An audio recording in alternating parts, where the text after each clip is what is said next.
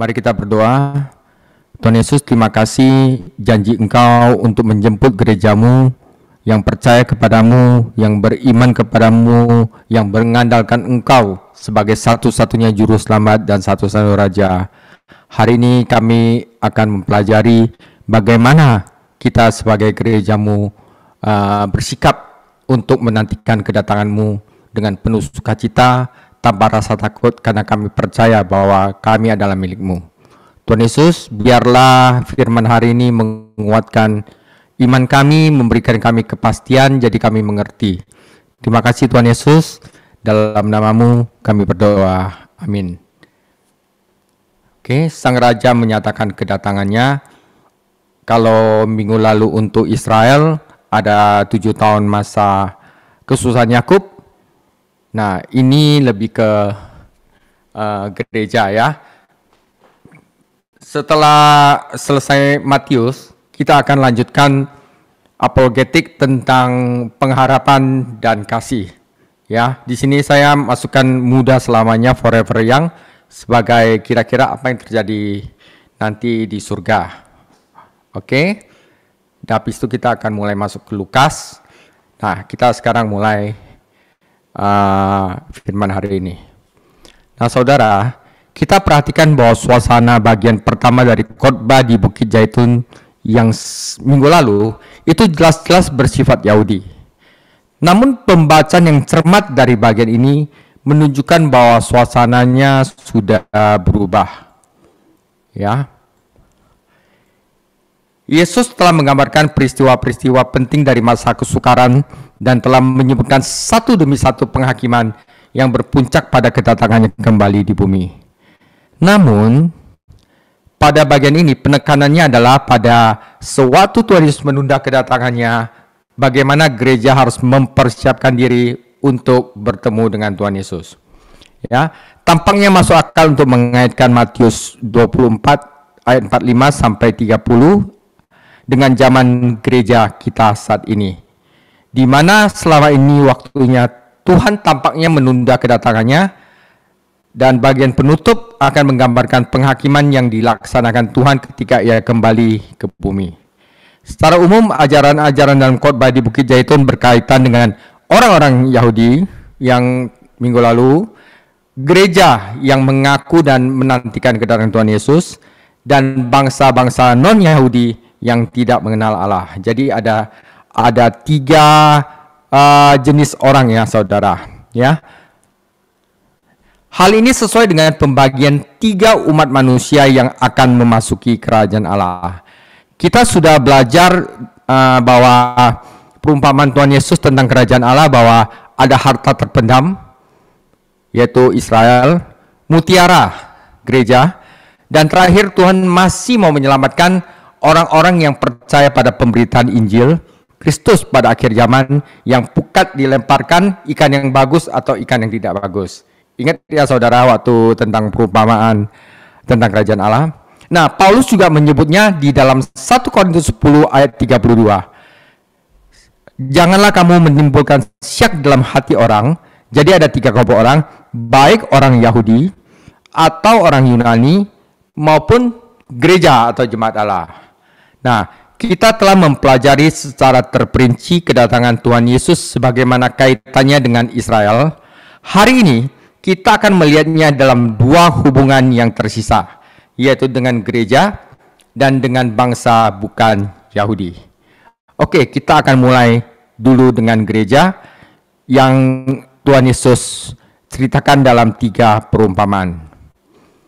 Matius 24 ayat 45 sampai Matius 25 ayat 30. Perumpamaan tentang hamba yang setia dan hamba yang jahat. Siapakah hamba yang setia dan bijaksana, yang diangkat oleh tuannya atas orang-orangnya untuk memberikan mereka makanan pada waktunya? Berbahagialah hamba yang didapati tuan melakukan tugasnya itu ketika tuannya itu datang. Aku berkata kepadamu, sesungguhnya tuannya itu akan mengangkat dia menjadi pengawas segala miliknya. Akan tetapi, apabila hamba itu jahat dan berkata dalam hatinya, Tuanku tidak datang-datang, lalu ia mulai memukul hamba-hamba lain dan makan minum bersama pemabuk-pemabuk. Maka tuan hamba itu akan datang pada hari yang tidak disangkakannya dan pada saat yang tidak diketahuinya, dan akan membunuh dia dan membuat dia senasib dengan orang-orang munafik. Di sanalah akan terdapat ratapan dan kertakan gigi. Ini cerita orang mengaku percaya Tuhan Yesus, ya. Tapi ada yang setia dan bijaksana, tetapi ada hamba yang jahat juga, yang suka nyenggol-nyenggor hamba-hamba yang lain. Oke, itu adalah perumpamaan tentang hamba. Yaitu perumpamaan tentang gadis bijaksana dan gadis yang bodoh, ya. Matius 25 ayat 1, pada waktu itu, hal kerajaan sorga seumpama 10 gadis yang mengambil pelitanya dan pergi menyongsong mempelai laki-laki. 5 diantaranya bodoh dan 5 bijaksana. Gadis-gadis yang bodoh itu membawa pelitanya, tetapi tidak membawa minyak. Sedangkan gadis-gadis yang bijaksana itu membawa pelitanya dan juga minyak dalam buli-buli mereka. Tetapi karena mempelai itu lama tidak datang-datang juga, mengantuklah mereka semua lalu tertidur. Waktu tengah malam terdengarlah seorang berseru, "Mempelai datang, songsonglah dia." Gadis-gadis itu pun bangun semuanya lalu membereskan pelita mereka. Gadis-gadis yang bodoh berkata kepada gadis-gadis yang bijaksana, "Berikanlah kami sedikit dari minyakmu itu, sebab pelita kami hampir padam." Tetapi jawab gadis-gadis yang bijaksana itu, "Tidak, nanti tidak cukup untuk kami dan untuk kamu. Lebih baik kamu pergi kepada penjual minyak dan beli di situ." Akan tetapi, waktu mereka sedang pergi untuk membelinya, datanglah mempelai itu, dan mereka telah siap sedia masuk bersama-sama dengan dia ke ruang perjamuan kawin, lalu pintu ditutup. Kemudian datang juga gadis-gadis yang lain itu dan berkata, "Tuan, Tuan, bukakanlah kami pintu." Tetapi ia menjawab, "Aku berkata kepadamu, sesungguhnya aku tidak mengenal kamu. Karena itu, berjaga-jagalah, sebab kamu tidak tahu hari akan hari maupun akan saatnya." Perumpamaan ketiga, sebab hal kerajaan surga sama seperti seorang mau berpergian ke luar negeri, yang memanggil hamba-hambanya dan mempercayakan hartanya kepada mereka. Yang seorang diberikan 5 talenta, yang seorang diberikan 2 talenta, yang seorang lain 1, masing-masing menurut kesanggupannya. Lalu ia berangkat. Lalu pergilah hamba yang menerima 5 talenta itu, ia menjalankan uang itu, lalu beroleh laba 5 talenta. Hamba yang menerima 2 talenta itu pun berbuat demikian juga dan berlaba 2 talenta. Tetapi hamba yang menerima 1 talenta itu pergi dan menggali lubang di dalam tanah lalu menyembunyikan uang tuannya. Lama sesudah itu pulanglah tuan hamba-hamba itu lalu mengadakan perhitungan dengan mereka. Hamba yang menerima 5 talenta itu datang dan ia membawa laba 5 talenta. Katanya, "Tuan, 5 talenta Tuan percayakan kepadaku. Lihatlah, aku telah beroleh laba 5 talenta." Maka kata tuannya itu kepadanya, "Baik sekali perbuatanmu itu, hai hambaku yang baik dan setia. Engkau telah setia dalam perkara kecil, aku akan memberikan kepadamu tanggung jawab dalam perkara besar. Masuklah dan turutlah dalam kebahagiaan Tuhanmu." Lalu datanglah hamba yang menerima 2 talenta itu. Katanya, "Tuan, 2 talenta Tuan percayakan kepadaku. Lihat, aku telah beroleh laba 2 talenta." Maka kata tuannya itu kepadanya, "Baik sekali perbuatanmu itu, hai hambaku yang baik dan setia. Engkau telah setia memikul tanggung jawab dalam perkara kecil. Aku akan memberikan kepadamu tanggung jawab dalam perkara yang besar. Masuklah dan turutlah dalam kebahagiaan Tuanmu." Kini datanglah juga hamba yang menerima 1 talenta itu dan berkata, "Tuan, aku tahu bahwa Tuan adalah manusia yang kejam, yang menuai di tempat di mana Tuan tidak menabur dan memungut dari tempat di mana Tuan tidak menanam. Karena itu aku takut dan pergi menyembunyikan talenta Tuan di dalam tanah. Ini, terimalah kepunyaan Tuan." Maka jawab tuannya itu, "Hai kamu hamba yang jahat dan malas, jadi kamu sudah tahu bahwa aku menuai di tempat di mana aku tidak menabur dan memungut dari tempat di mana aku tidak menanam. Karena itu sudahlah seharusnya uangku itu kau berikan kepada orang yang menjalankan uang, supaya sekembalinya aku menerimanya serta dengan bunganya. Sebab itu ambillah talenta itu daripadanya dan berikanlah kepada orang yang mempunyai 10 talenta itu. Karena setiap orang yang mempunyai, kepadanya akan diberi, sehingga ia berkelimpahan. Tetapi siapa yang tidak mempunyai, apapun yang ada padanya akan diambil daripadanya. Dan campakkanlah hamba yang tidak berguna itu ke dalam kegelapan yang paling gelap, di sanalah akan terdapat ratap dan kertak gigi. Oke saudara, itulah message untuk gereja, untuk kita saat ini. Saudara, kita tidak perlu heran bahwa Tuhan kita tiba-tiba berubah dari membahas kedatangannya kembali sebagaimana kaitannya dengan Israel menjadi kedatangan kembali sebagaimana kaitannya dengan gereja. Bukan hal yang tidak biasa dalam kitab suci bahwa seorang pembicara atau penulis untuk mengubah penekanan tepat di tengah kalimat. Pada bagian yang ditujukan kepada Israel, Yesus menggambarkan peristiwa-peristiwa itu secara lahiriah dari periode tersebut. Tetapi dalam bagian ini, itu straightforward, message-nya straightforward kepada gereja. Dia menggambarkan sikap-sikap batiniah yang harus gereja lakukan, yang benar-benar tulus untuk menantikan kedatangannya. Setiap orang yang telah mempercayai Yesus Kristus sebagai juru selamat akan pergi ke surga. Tetapi tidak setiap orang percaya siap untuk bertemu dengan Tuhan. Ketika Yesus Kristus kembali dan membawa gerejanya ke surga, dia akan duduk di kursi pengadilan dan menghakimi umatnya sendiri, menghakimi gereja. Tetapi dia tidak menghakimi dosa-dosa kita, karena dosa-dosa kita telah dihakimi di kayu salib oleh Yesus Kristus sendiri.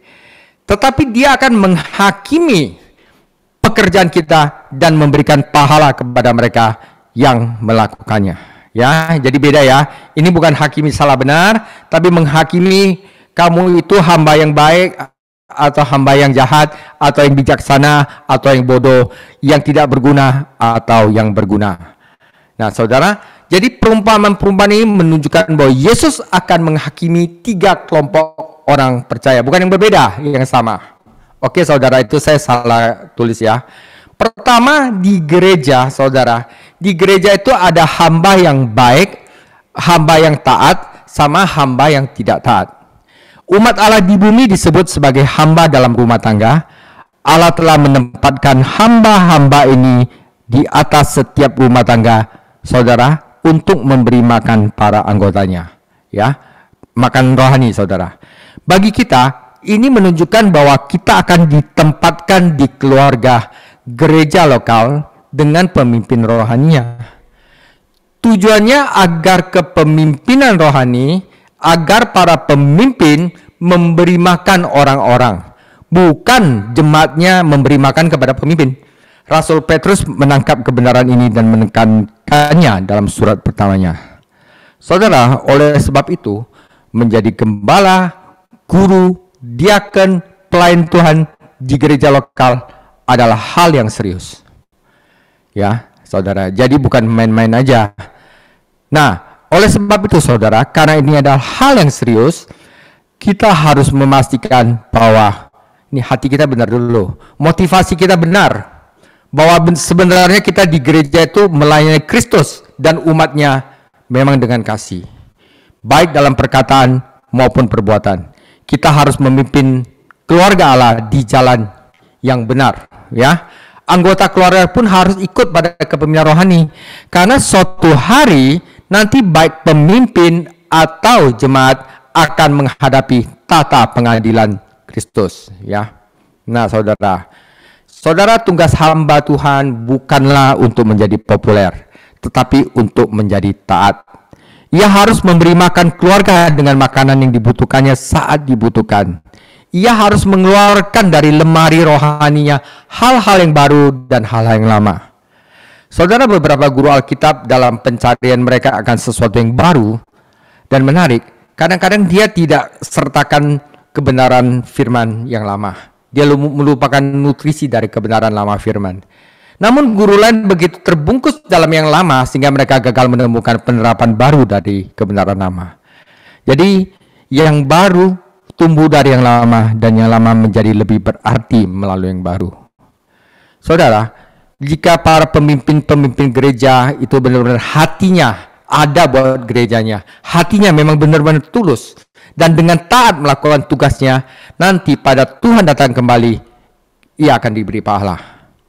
Namun, jika pemimpin itu tidak melakukan tugasnya saat Tuhan datang kembali, ia akan diperlakukan dengan keras.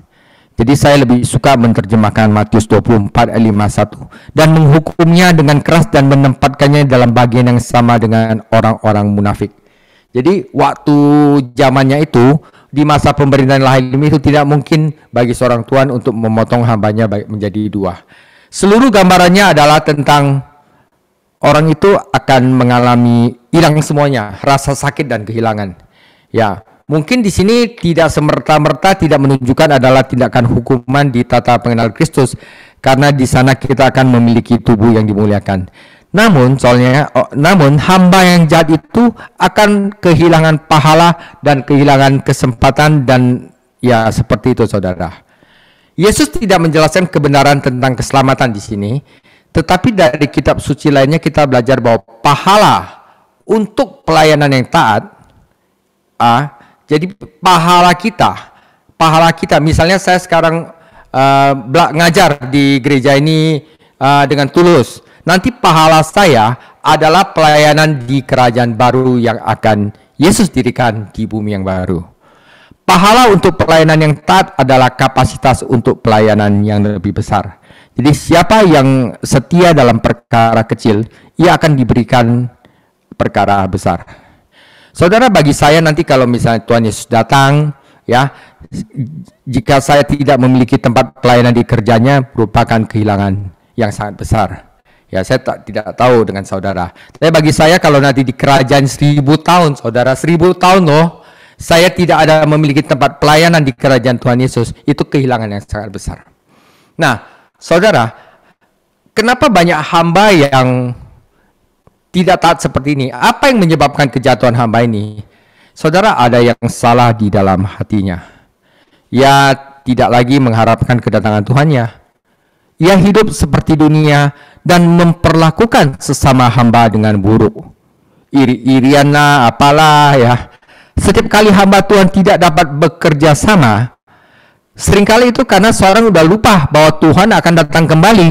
Kalau dia tahu nanti Tuhan datang kembali untuk memberi pahala dan atau tidak memberi pahala, dia orang tidak akan itu, tidak akan gondok-gondokan, mereka akan bekerja sama.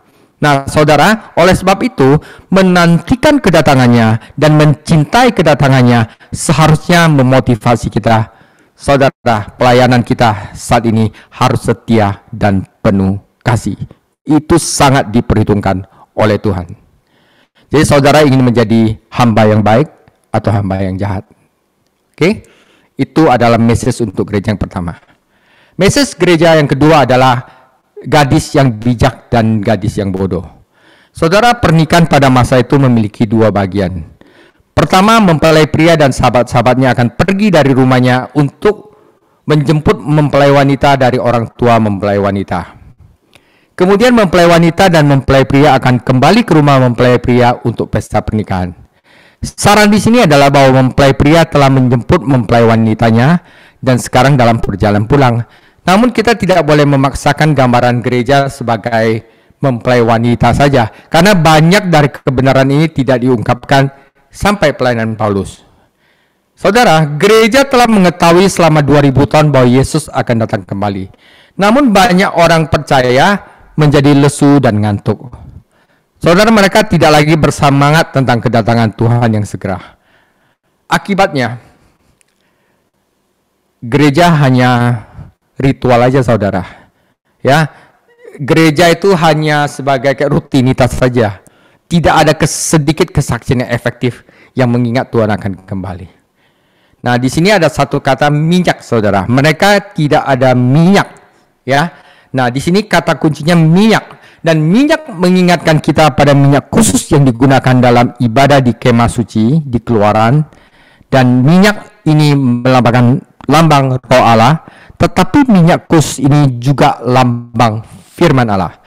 Jadi, saudara, gadis yang bodoh itu mereka tidak intim sama Tuhan, tidak doa, tidak belajar firman Tuhan. Itu adalah gadis yang bodoh. Gereja seharusnya memberitakan firman kehidupan di dunia yang gelap dan jahat ini. Kita perlu menaati firman-Nya dan juga bersaksi tentang kedatangan Yesus kembali. Gadis yang bodoh tidak melakukan ini. Ya. Ketika mempelai pria dan wanita muncul, setengah dari pengiring pengantin tidak dapat menyalakan pelita mereka karena mereka tidak memiliki minyak. Pelita kami hampir padam, teriak mereka. Para pengantin yang memiliki minyak dapat menyalakan pelita mereka dan membuatnya tetap bersinar terang. Mereka lah yang masuk ke dalam pesta pernikahan dan bukan gadis-gadis bodoh yang tidak memiliki minyak. Nah, saudara, ini bahaya sekali dan ini juga menjadi suatu message buat kita. Ini menunjukkan bahwa tidak setiap orang Kristen yang mengaku akan masuk surga, karena beberapa orang yang tidak suka firman Tuhan, tidak doa, tidak kesaksian. Beberapa orang ini adalah orang yang tidak percaya kepada Yesus Kristus dengan tulus, saudara. Kenapa? Karena tanpa Roh Allah dan firman Allah, saudara, tidak akan ada keselamatan sejati. Ya, makanya bilang, saya tidak mengenal engkau.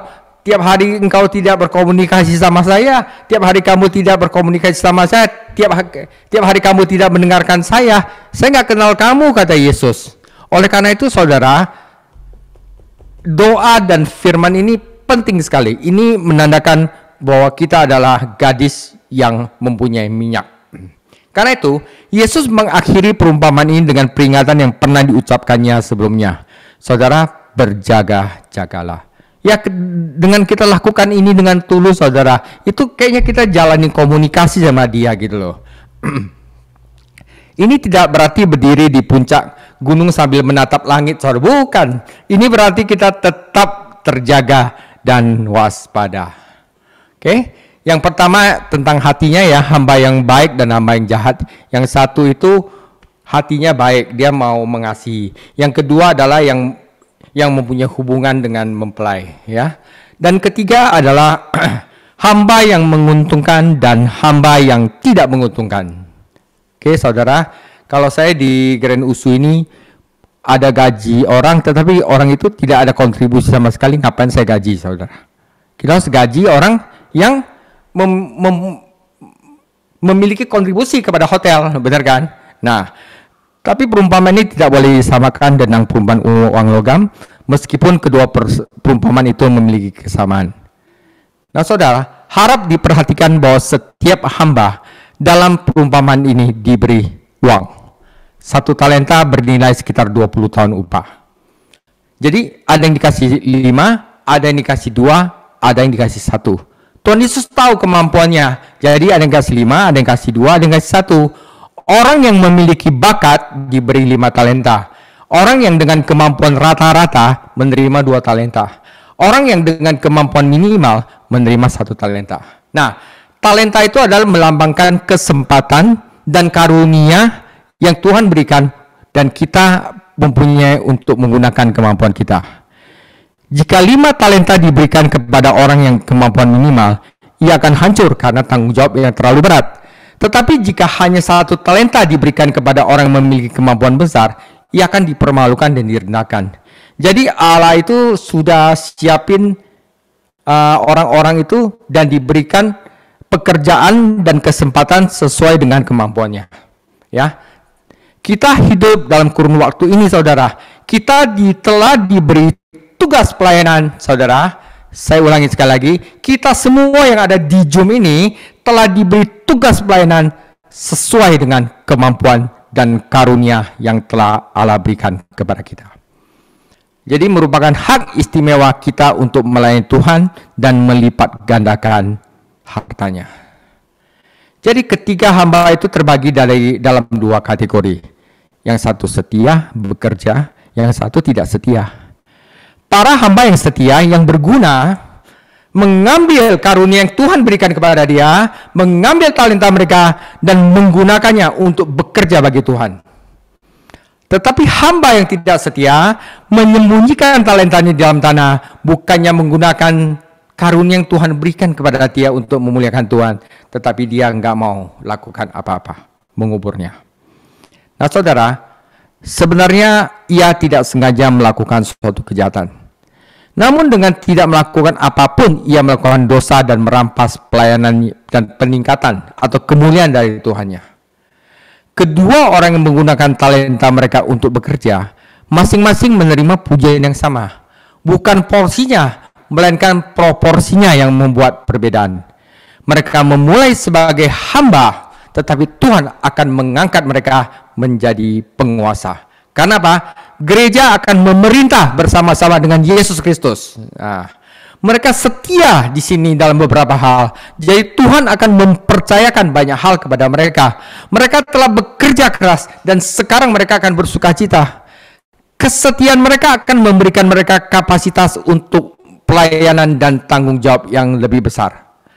Hamba ketiga tidak setia karena itu tidak diberi upah. Kenapa saudara? Karena orang ini takut akan gagal. Ia tidak pernah mencoba untuk berhasil. Ia takut akan hidup dan tanggung jawabnya. Hal ini melumpuhkannya dengan kekhawatiran. Jadi sebenarnya saudara, ia mengubur talentanya untuk melindungi mukanya. Saudara, ini penting. Apa yang tidak kita gunakan untuk Tuhan, Tuhan kasih karunia tapi kamu tidak pakai untuk kemuliaan Tuhan. Saudara, talenta itu akan dicabut dari Tuhan. Kita dalam bahaya kehilangannya.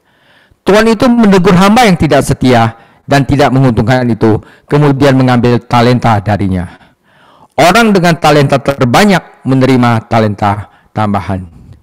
Jadi saudara, Tuhan kasih saya talenta mengajar. Kalau saya nggak ngajar saudara, ilmu saya bisa diambil sama Tuhan. Atau kemampuan saya ngajar itu bisa diambil sama Tuhan. Karena itu saya harus ngajar saudara.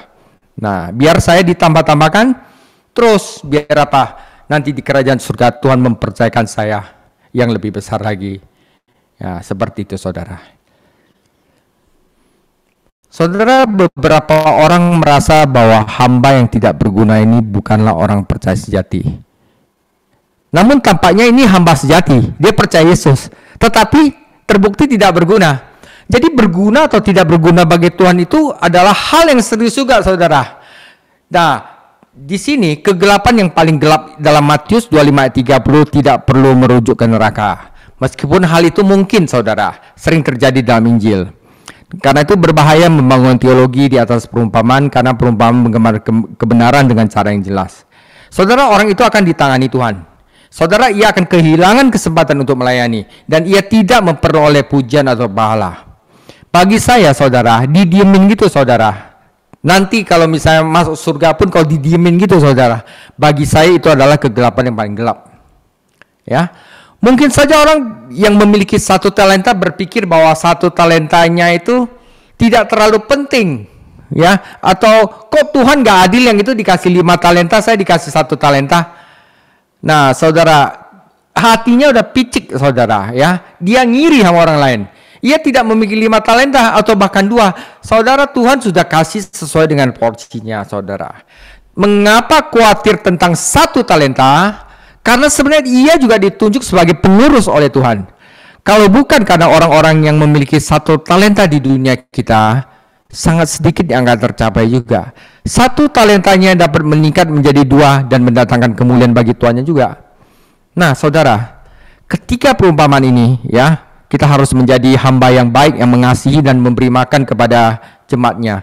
Kita harus menjadi gadis bijaksana yang terus-menerus belajar firman, bersaksi dan doa kepada mempelai kita. Dan yang ketiga adalah orang yang telah diberikan talenta itu harus mempergunakan talenta itu untuk kemuliaan Tuhan. Itu 3 adalah hal yang harus dilakukan oleh gereja dalam menantikan kedatangan Tuhan Yesus. Nah saudara, ketiga perumpamaan ini mendorong kita untuk mencintai kedatangannya, menantikan kedatangannya, dan bekerja dengan setia sampai dia datang. Kita harus berjaga-jaga, bersaksi, dan bekerja.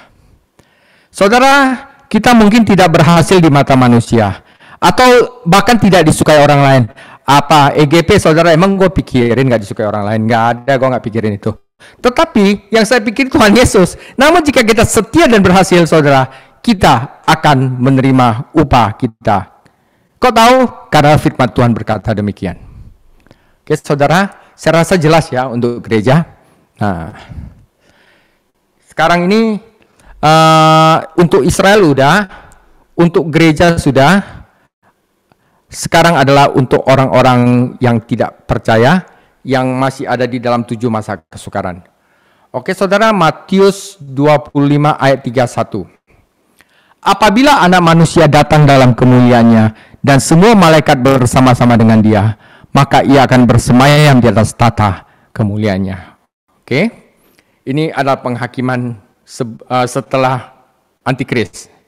Saudara, lalu semua bangsa dikumpulkan di hadapannya, ya.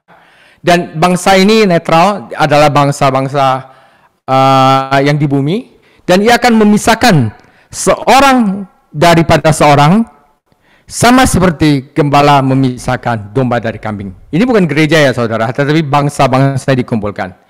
Dan ia akan menempatkan domba-domba di sebelah kanannya dan kambing-kambing di sebelah kirinya. Dan raja itu akan berkata kepada mereka yang di sebelah kanannya, "Mari, hai kamu yang diberkati oleh Bapakku, terimalah kerajaan yang telah disediakan bagimu sejak dunia dijadikan. Sebab ketika aku lapar, kamu memberi aku makan. Ketika aku haus, kamu memberi aku minum. Ketika aku orang asing, kamu memberi aku tumpangan.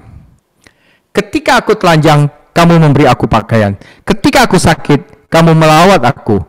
Ketika aku dalam penjara, kamu mengunjungi aku." Maka orang-orang benar itu menjawab dia, katanya, "Tuhan, bila manakah kami melihat engkau lapar dan kami memberi engkau makan, atau haus dan kami memberi engkau minum? Bila manakah kami melihat engkau sebagai orang asing dan kami memberi engkau tumpangan, atau telanjang dan kami memberi engkau pakaian? Bila manakah kami melihat engkau sakit atau dalam penjara dan kami mengunjungi engkau?" Nah, saudara, di sini penting. Dan raja itu menjawab mereka, "Aku berkata kepadamu, sesungguhnya segala sesuatu yang kamu lakukan untuk salah seorang dari saudaraku yang paling hina ini, kamu telah melakukannya untuk aku." Dan ia juga berkata juga kepada orang-orang di sebelah kirinya, "Enyalah dari hadapanku, hai orang-orang terkutuk, enyalah dalam api yang kekal yang telah sedia untuk iblis dan malaikat-malaikatnya. Sebab ketika aku lapar, kamu tidak memberi aku makan. Ketika aku haus, kamu tidak memberi aku minum. Ketika aku seorang asing, kamu tidak memberi aku tumpangan. Ketika aku telanjang, kamu tidak memberi aku pakaian. Ketika aku sakit dalam penjara, kamu tidak melawat aku." Lalu mereka pun akan menjawab dia, katanya, "Tuhan, bila manakah kami melihat engkau lapar atau haus atau sebagai orang asing atau telanjang atau sakit atau dalam penjara dan kami tidak melayani engkau?" Maka ia menjawab mereka, "Aku berkata kepadamu, sesungguhnya segala sesuatu yang tidak kamu lakukan untuk salah seorang dari yang paling hina ini, kamu tidak melakukannya juga untuk aku." Dan mereka ini akan masuk ke tempat siksaan yang kekal, tetapi orang benar ke dalam hidup yang kekal. Nah saudara, ini gambarannya adalah gereja sudah diangkat saudara. Sisa orang Israel sama orang yang tidak mengenal Allah. Nah waktu Antikris di middle of tribulation dia menyatakan dia Allah di bait suci, maka orang-orang Israel itu akan dihamburkan ke seluruh negeri saudara, ya, karena di sana itu pergilah kalau ada orang hamil cepat-cepat kabur dari Yudea, ya, dikatakan beginian, ya kan. Nah bagian ini menjelaskan kepada kita bagaimana Yesus Kristus akan menghakimi bangsa-bangsa non-Yahudi, ya. Kata bangsa-bangsa dalam Matius 25 ayat 32 berarti bangsa-bangsa non-Yahudi. Dalam bahasa Yunani kata itu berjenis kelamin netral. Oke. Nah kata mereka dalam ayat ini sama, berjenis kelamin maskulin. Itu berarti bahwa bangsa-bangsa akan dikumpulkan di hadapan Tuhan Yesus dan ia akan menghakimi mereka sebagai individu.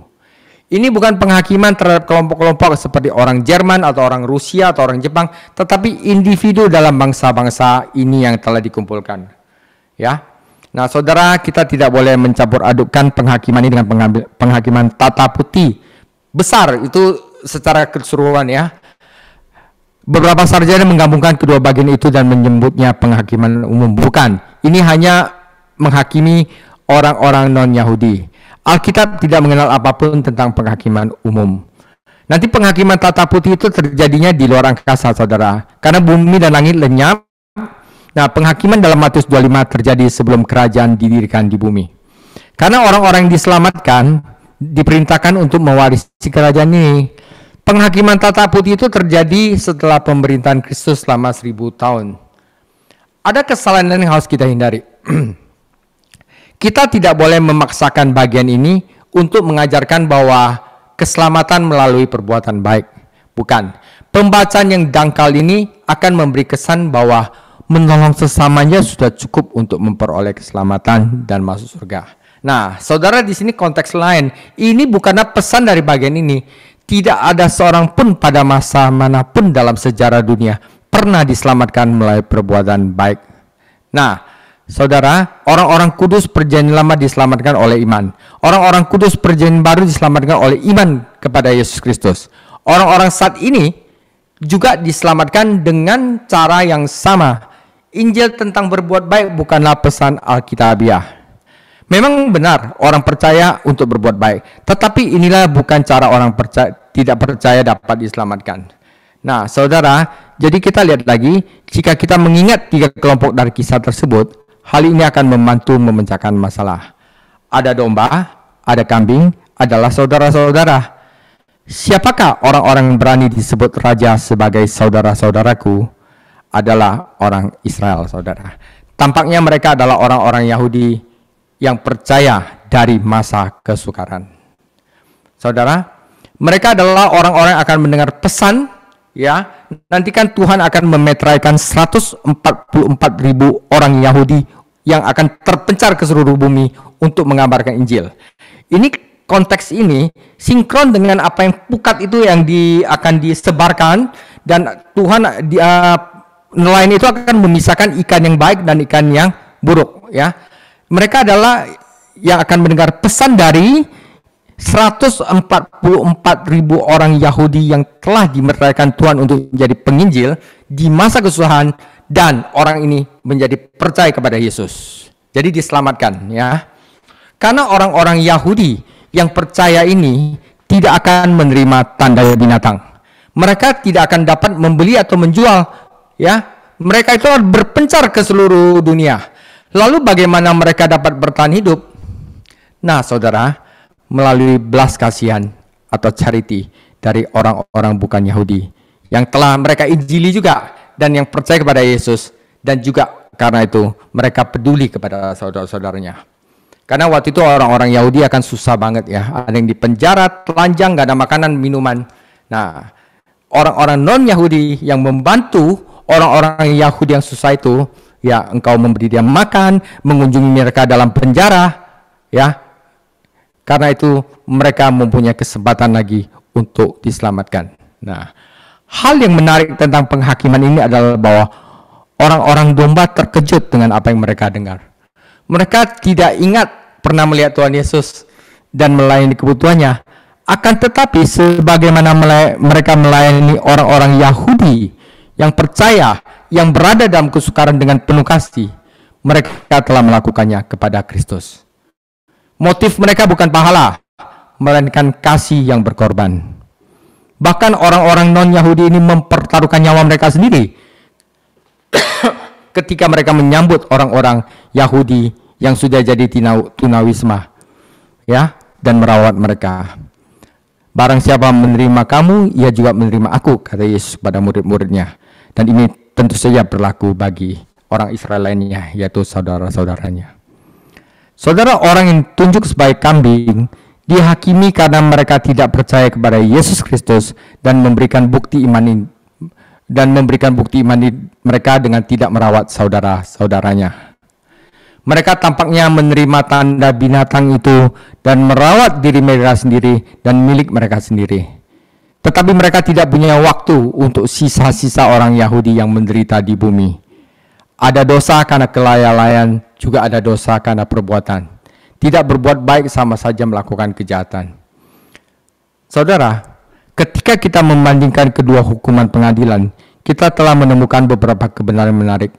Pertama-tama, domba diberkati oleh Bapa, ya kan? Tetapi tidak disebutkan bahwa kambing dikutuk oleh Bapa. Domba ini yang pada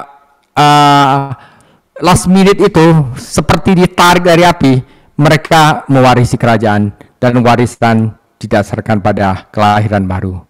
Karena mereka telah dilahirkan kembali melalui iman, mereka mewarisi kerajaan Allah. Saudara, kerajaan ini dipersiapkan bagi orang-orang yang diselamatkan ini. Tetapi Matius 25:41 tidak menyatakan bahwa api yang kekal dipersiapkan untuk kambing. Itu dipersiapkan bagi iblis dan para malaikatnya. Allah sebenarnya tidak pernah mempersiapkan neraka bagi manusia. Tidak ada bukti dari kitab suci bahwa Allah menentukan manusia untuk masuk neraka. Jika orang berdosa mendengarkan setan mengikuti jalannya, mereka akhirnya akan berakhir di tempat yang sama dalam siksaan neraka, saudara. Nah, saudara, hanya ada dua takdir kekal. Hukuman kekal bagi mereka yang menolak Kristus atau kehidupan kekal bagi mereka yang percaya kepadanya. Saudara, domba yang percaya kepada Yesus dalam masa kesukaran, ya, saudara yang mendengar penginjil yang Tuhan last minute itu lakukan, akan diantar ke dalam kerajaan untuk berbagi kemuliaan Kristus. Saudara, tetapi privilege, kemuliaan tertinggi itu diberikan kepada gereja, karena gereja akan memerintah bersama dengan Kristus. Bagaimana dengan Israel?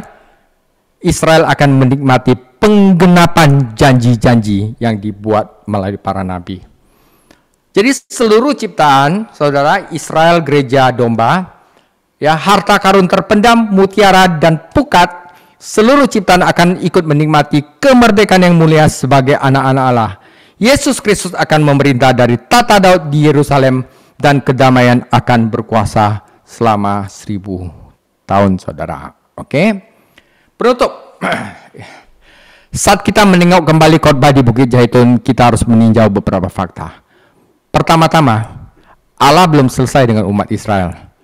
Yesus menjelaskan dalam khotbah ini bahwa Israel akan dimurnikan lagi, dibawa kepada iman kepada Mesias.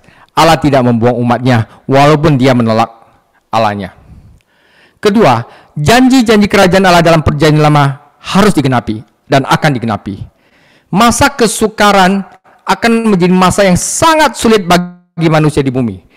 Namun, masa itu akan menjadi masa sulit untuk persiapan untuk kelahiran kerajaan Allah. Penderitaan akan menuntun mereka kepada kemuliaan. Yang ketiga, Allah akan menghakimi dunia ini. Ia tidak akan mengirimkan penghakiman yang dahsyat hari ini, karena ini adalah hari kasih karunia ketika pesannya adalah berdamailah dengan Allah. Langit menjadi sunyi karena dosa manusia telah dihakimi di kayu salib.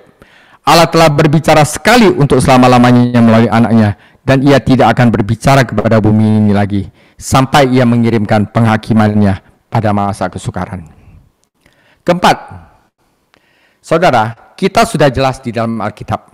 Oke, sudah jelas tertulis, lakukan aja sebagai hamba yang setia, mempelai yang bijaksana, dan hamba yang menguntungkan. Jangan cari tanda-tanda lagi, saudara. Keempat, kita sebagai orang Kristen dan anggota gerejanya tidak mencari tanda-tanda. Karena orang Yahudi mengendaki suatu tanda. Tidak akan ada tanda-tanda yang diberikan sebelum kedatangan Kristus yang tiba-tiba di udara bagi gerejanya. Namun saat kita melihat beberapa tanda kesengsaraan ini dimulai, yang dikatakan dalam Lukas 21-28, apabila semua itu mulai terjadi, kita dapat merasakan bahwa akhir sudah dekat. Nah, saudara, kita balik kepada kejadian akhir-akhir ini, tampaknya ketegangan dan masalah internasional meningkat sampai pada titik di mana dunia akan berteriak meminta seorang diktator, dan setan akan menyiapkan kandidatnya. Akhirnya, apapun pandangan kita tentang nubuat, kita tahu bahwa Yesus akan datang kembali. Sebagai orang Kristen, sebagai orang gereja, sebagai umat pilihan Allah, seperti yang tadi saya katakan, kita harus waspada dan siap. Dan Anda harus memiliki pengetahuan juga, ya, karena umatku binasa karena tidak memiliki pengetahuan akan aku. Nah, kita tidak boleh menyia-nyiakan kesempatan kita, saudara. Kita masih sehat, punya talenta, lakukan untuk Tuhan, saudara. Kita mungkin juga tidak memiliki kemampuan atau banyak karunia, tetapi kita dapat tetap setia dalam panggilan, dalam pelayanan yang telah Dia berikan kepada kita, saudara. Nah, saudara, demikianlah firman Tuhan tentang bagaimana kita harus bersiap untuk menantikan kedatangan Tuhan Yesus. Tuhan Yesus memberkati.